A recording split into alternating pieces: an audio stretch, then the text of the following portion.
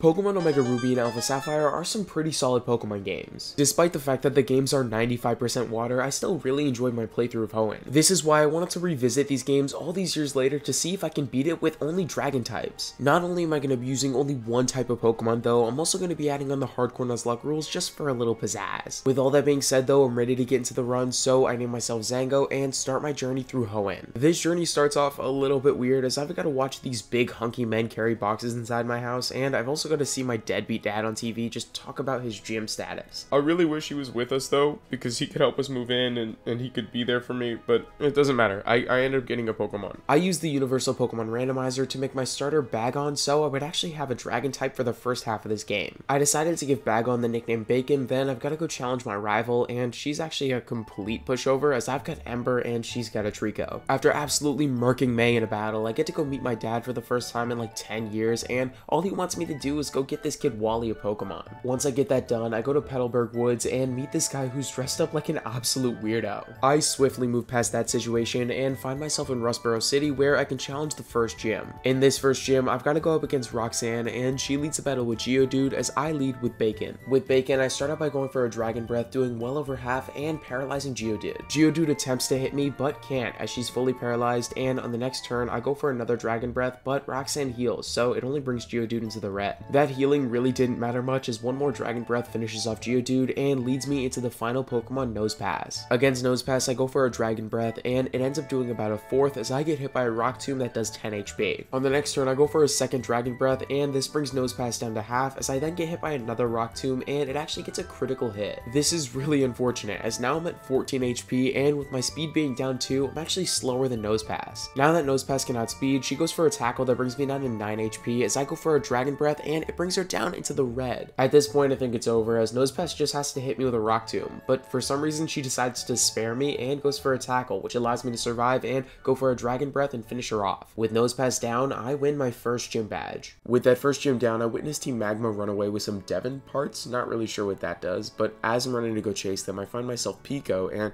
after saving Pico, I'm actually able to get on this boat. I just gotta catch this guy, but he just won't stand still. After about millennia, I chase him down and we're finally able to go to Dewford Town where I can challenge my next gym. This gym is really easy as when Machop comes out, he goes for a bulk up and I do half with Dragon Breath, so on the next turn, I'm able to finish him off with another Dragon Breath. Not even gonna lie to you, this exact same cycle happens with Makahita who goes for a bulk up rather than hitting me and I just kill with 2 Dragon Breaths. After this gym, I move on to give a letter to Steven and after he receives that letter, he just walks away from me, which is a little bit rude. I didn't have a chance to put a word in the conversation we had, but either way, I'm able to go to the next city through this same guy who I got Pico for, and after I get here, I don't really know what to do. I was sat up in my room absolutely lost as I had just walked around into every building until I eventually found the place. In this museum type thing, I meet Maxie, then I pass by Maxie and start my EV training process. This process of EV training is really easy, and I just want to let you guys know that I'm going to be using this EV training method throughout the entirety of the run. I don't think I'll mention it all the time, but I'm doing it. This all leads me on to my big moment in the fashion show. There's absolutely no chance I lose this. I can do nothing but win. I lost. And it wasn't even close. I lost by a lot. It was really bad. After that truly unfortunate loss, I've got to walk with my tail in between my legs to go fight my rival, May. At least I know some things don't change, as May gets absolutely rocked in this battle as it leads me on to the next city and actually the next gym. This one's a really hard one. I mean, Watson's team is kind of perfectly built to paralyze and like counter me hard, but I think I've got a good plan, so here we go. I start this battle off by going for a Honeclaws as Magnemite hits me with a Thunder Wave and I'm able to heal it off with a berry I have. I try to take out Magnemite, but he's got Sturdy, so he survives on 1 HP and he hits me with a Volt Switch, which is actually really good. That's really amazing RNG on my part as I don't get paralyzed. Now that I didn't get hit by that Thunder Wave, Magneton gets sent in, and once he gets sent in, I go for a Rock Smash doing half as he goes for a Supersonic and just whiffs it. One more Rock Smasher is able to do the trick as next out is Magnemite again, who immediately gets healed in the switch in, and on the following turn, I just go for 2 more Rock Smashes, and that just finishes him off. Last is Voltorb, and it only takes 1 headbutt to take him out, as that wins me my 3rd gym badge. After the gym, I start my journey towards Meteor Falls, and I meet this guy who wants to show me his secret power, and I'm not about that. I get away from him as quickly as possible, and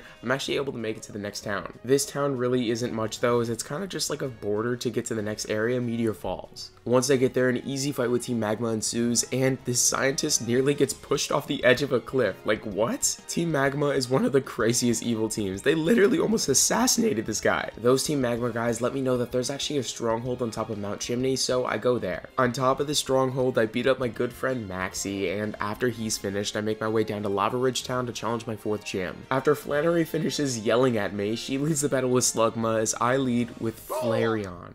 What? I don't even have a Flareon. What are you talking about, Zane?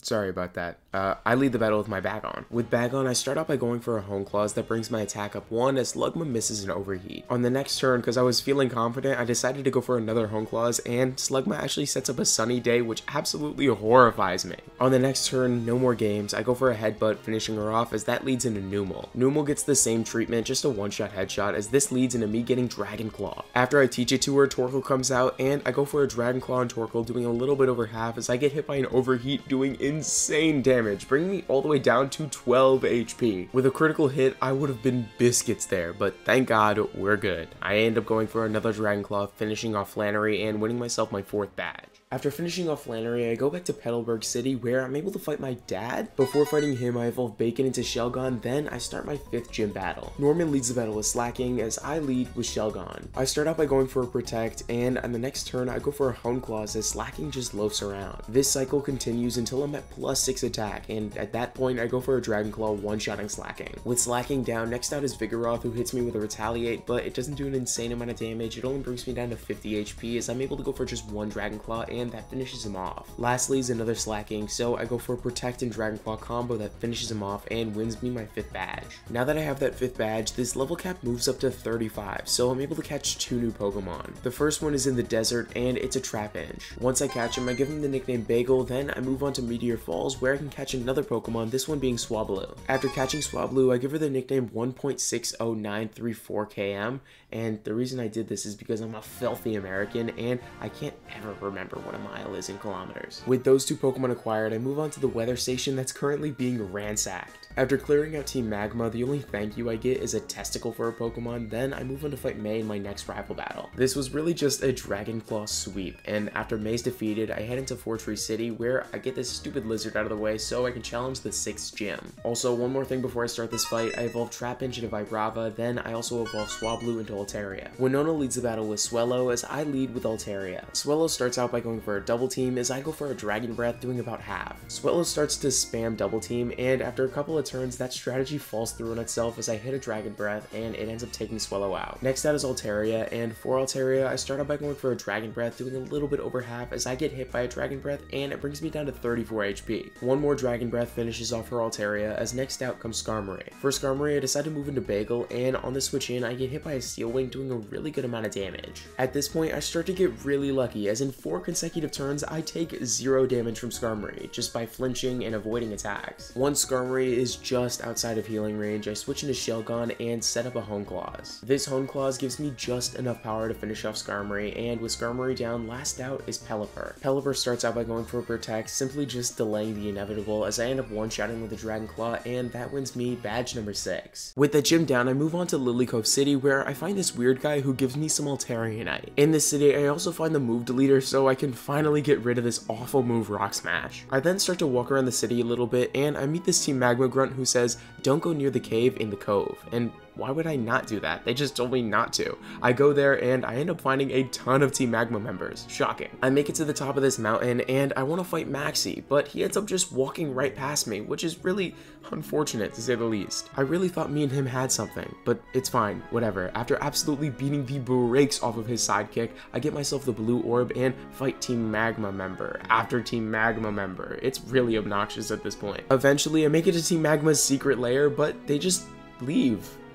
Maxie just leaves me again. You know what? It's fine. I don't need no man. I just move on to Moss Deep City where I can challenge the 7th gym. Right before starting this battle, Bagel actually evolves into a Flygon, then right after starting this battle, Tate and Liza both lead with Lunatone and Solrock. I decide to lead with Altaria and Bagel, and right away I Mega Evolve Altaria and go for all of my moves on Lunatone so I can take her out. This strategy works out perfectly as Lunatone goes down in the first turn, and on the next I go for a Crunch and Dragon Pulse combo that finishes off Solrock and wins me my 7th 7th badge. Once I get out of the 7th gym, this giant beam of light just blows up the sky. Then after I go to there, I meet Maxie underground. Or underwater, I guess. But either way, he's trying to resurrect Groudon, which is a big no-no for me, so I end up battling him. He leads the battle with Mightyena as I lead with Altaria. With my Altaria, I one-shotted Mightyena with a single Dragon Pulse, as next out came Weezing, so I switched into Shelgon, who just tanked an explosion. I ended up surviving with 6 HP, which was kinda scary, but regardless, Crobat comes out next, and for Crobat, I switch into Flagon and take him out with just a couple of Dragon Claws. Last out is Camerupt, and he just goes down to a single Flagon Earthquake, and that wins me my battle against Maxie. Unfortunately for me though, this battle didn't really mean much, as Groudon still ends up coming to the surface, and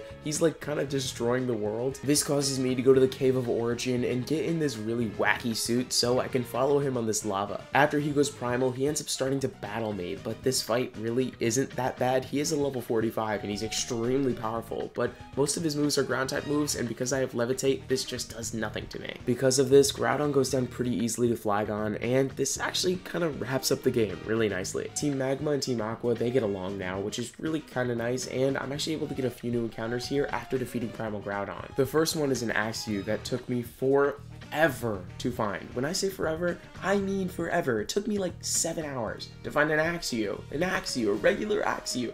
It was the worst. Oh my gosh, it was horrible. I ended up giving him the nickname Lumberjack, and I move on to my next area where I can actually encounter a Skrelp. This whole thing took me way less time than the Axew, and after catching Skrelp, I give him the nickname Skipper. Both of them have like meh natures, but it really doesn't matter that much. On my way to the 8th gym, I evolve Axew into Fracture, then I challenge Wallace for my 8th and final gym badge. Wallace leads the battle with Love Disc as I lead with Lumberjack. Love Disc starts off by going for a Draining Kiss, doing really minimal damage as I go for a Dragon Dance. On the next turn, I go for another Dragon Dance as Love Disc hits me with a Sweet Kiss, but I have a Person Berry, so I just heal off the confusion. At this point, I go for a taunt so Love Disc can't hit me with any more Sweet Kisses, and I just start to spam Dragon Dance. After setting up 4, you guys better bring out the broom because it is Sweep City. I'm just taking out these Pokemon left and right. Celio, Milotic, all of them are going down to one-shots. Wallace eventually brings in his final Pokemon Seaking, who gets annihilated by a Dragon Claw, and that wins me my 8th and final badge. I'm now on to Victory Road, where I fight Wally for the final time, and his team is kinda bad. One of his Pokemon isn't even fully evolved, which is just a real damn shame, as he gets absolutely swept, and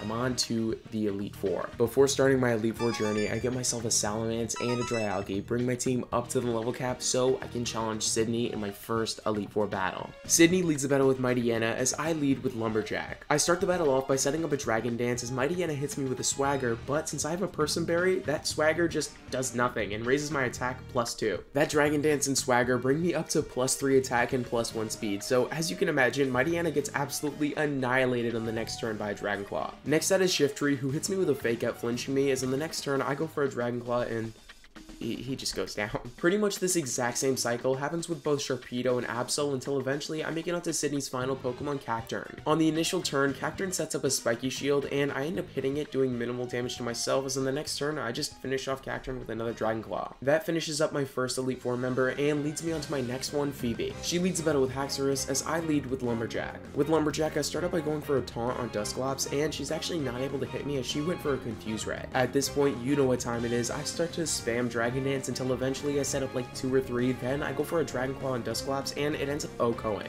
With that, Phoebe brings out Dusknoir, who also goes down to a single Dragon Claw. Next up is Sableye, and in order to conserve a little bit of my PP, I decide to go for an Earthquake, and it ends up finishing off Sableye no problem, as the same thing happens with Bayonet. As the last Bayonet comes in, I use one final Earthquake, and after finishing her off, I win my battle against Phoebe. I really don't enjoy playing Dragon Dance strat, where I just go for it and then keep going for it until I can sweep, but I kinda have to do that for this next fight. This one's against Glacia, and she leads the battle with Glalie as I lead with Lumberjack. Against Glalie, I started by going for a Dragon Dance as Glalie goes for a Hail. On the next turn, I get hit by an Ice Shard, and it does minimal damage as I set up a second Dragon Dance. I then tank another Ice Shard before eventually finishing off Glalie with an Earthquake, as that leads into Frostlass. With those 2 Dragon Dances set up, I'm able to outspeed Frostlass and go for a Dragon Claw, finishing her off, as next up comes another Frostlass who also gets finished off by a Dragon Claw. Glacia then brings in Walrein, and since Walrein's a little bit tanky at decide to play it safe and go for a third Dragon Claw, finishing him off with a one-shot, as that leads into the final Pokemon, Glalie. With Glalie, I could have played it safe and switched out, but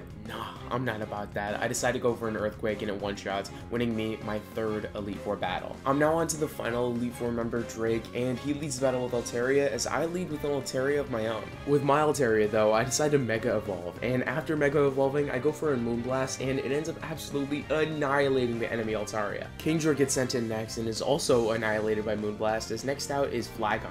Flygon doesn't go down to a Moonblast, but does go down to a Dragon Pulse, and so does the next Flygon, and when Salamence comes out, he goes down to a Moonblast. Mega Altaria is just kinda crazy. Regardless though, that is the end of my Elite Four journey, and now I'm actually on to the champion. Steven leads the battle with Skarmory, as I lead with Bacon. Against Skarmory, I start off by going for a Flamethrower that does a ton of damage, brings him all the way down into the red, and burns him, as he goes for a Toxic against me, and I have a Pecha Berry, so I just heal off the poison. Skarmory ends up going down to the burn damage, as next out is Agron. Against Agron, I go for a Flamethrower, and it does almost half, as he ends up missing a Stone Edge on me. It's at this point where I go for a Dragon Claw just to make sure Agron doesn't get into healing range, and Agron ends up hitting me with a Stone Edge, doing a ton of damage, bringing me all the way down to the red. It's fine though, because I get to go for a Flamethrower, and that finishes off Agron, leading into Cradally. Because I know Cradally's really not that strong, I decide to set up 2 consecutive roosts, as it brings me all the way up to 165 HP, and then I get hit by an Ancient Power. On the next turn, I go for a Flamethrower, doing really minimal damage, as I then get hit by a Confuse Ray, which kinda sucks. This whole thing ends with me switching out into Lumberjack, and on the switch in, Lumberjack gets hit by an Ancient Power, and Cradally actually gets an Omni Boost. I go for an Earthquake that only brings Cradally down to half, as I then get hit by a Sludge Bomb that brings me down to 56 HP. Not gonna lie, I kinda just wasted Lumberjack there for no reason. Either way, I ended up switching into Kelp, and actually Cradally gets swapped out. Steven switches out into Claydol, and on the first turn, Claydol sets up a Light Screen as I try to do some damage with Dragon Pulse, but no dice, as that Light Screen really is powerful. I now decide to switch into Flygon, who doesn't take any damage on the switch in due to Levitate. This means on the next turn, I'm free to go for a Crunch, and it ends up doing a decent amount of damage, bringing Claydol down to about a third as I get hit by an extra Sensory. One Crunch later, Claydol goes down, and next out is Armaldo. Against Armaldo, I go for an Earthquake, doing about half, and then I get slammed by an X-Scissor, and it brings me down to 30 HP. It's fine though, because another Earthquake kills, and Cradally gets sent back out. With Flygon, I go for a U-turn switch into Skipper, who gets hit for minimal damage on the switch in, and on the following turn, Cradally heals as I go for a Sludge Bomb, doing about a third. A couple of turns go by as Cradally's all the way into the red, but unfortunately she heals yet again, but it doesn't really matter as a couple more Sludge Bombs do the trick, and after she goes down, the final Pokemon Metagross comes in. With Metagross in, I wanted to start playing this fight really lame, so I went for a double team, completely forgetting that Metagross is a Psychic type, and I actually get annihilated by a Zen Headbutt. With Skipper down, I move into Bacon, and on the first turn, Metagross hits me with a Meteor Mash that does a little bit of damage as I go for a Flamethrower, doing about half. Unfortunately, Metagross outspeeds me and finishes off Bacon, as now I switch into Bagel. I completely forgot about Priority Bullet Punch, so Bagel ends up going down. It's getting a little bit scary now, I'm not gonna lie. I decided to switch into Haxorus and go for an Earthquake. Luckily, I'm able to outspeed and finish off Metagross's remaining HP, as that wins me my final battle of this run. If you guys did enjoy, maybe leave a like, subscribe, that'd be really appreciated. Regardless though, I had a really fun time with this run, and with that being said, that was my attempt at a Pokemon Omega Ruby Hardcore Nuzlocke using only Dragon types. I really did enjoy this run. Dragon types are a blast to play with, and if you enjoyed this run, if you could please leave a like and subscribe, that really helped me out. But either way, with that being said, Emmy, stop! I did enjoy this run a lot, just because Dragon types are super fun to play with. And if you did enjoy watching this run, if you could please leave a like and subscribe, that helped me out a lot. With that being said though, that was my attempt at a Pokemon Omega Ruby Hardcore Nuzlocke using only Dragon types.